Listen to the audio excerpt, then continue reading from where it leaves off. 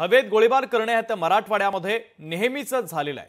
त्यात बीडच्या तरुणाईला देखील कट्ट्यांची भुरळ पडल्याचं आता बोललं जात आहे। बीडमधील काही तरुणांचा एक व्हिडिओ सध्या समोर येतो। या व्हिडिओतील तरुणांच्या हातात कट्टे दिसतात। हे कट्टे खोटे आहेत की खरे याची लोकशाही मराठी कोणतीही पुष्टी करत नाही। मात्र बीडमधील तरुणांना कट्टे आणि गुंडगिरीची स्टाईल किती भावली आहे हे या व्हिडिओमधून स्पष्टपणे आपल्याला दिसतंय। तर दुसरीकडे वाल्मिक कराडचा निकटवर्तीय म्हणून ओळख असलेला गोट्या गित्तेचाही एक फोटो समोर येताना दिसतोय, ज्यात तो कोयता हातात धरून बसल्याचं दिसतंय। मराठवाड्यामध्ये गावठी कट्टे विक्री करणारे एक रॅकेट आहे। खंडणी तसंच इतर गुन्ह्यांसाठी या गावठी कट्ट्यांचा वापर केला जातोय।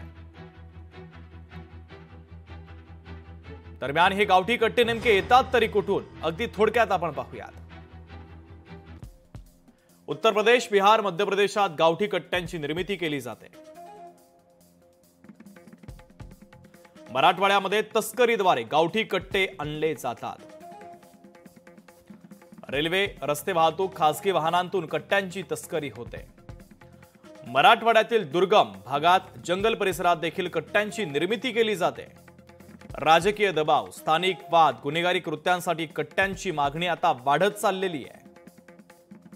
नांदेडमध्ये सध्या 44, बीडमध्ये 26, जालन्यामध्ये 16, धाराशिवमध्ये 13, हिंगोलीमध्ये 11, लातूरमध्ये 8, छत्रपती संभाजीनगरमध्ये 7, परभणीमध्ये 7 या गावठी कट्टे बाळगणाऱ्यांवर आतापर्यंत झालेल्या कारवाया आहेत।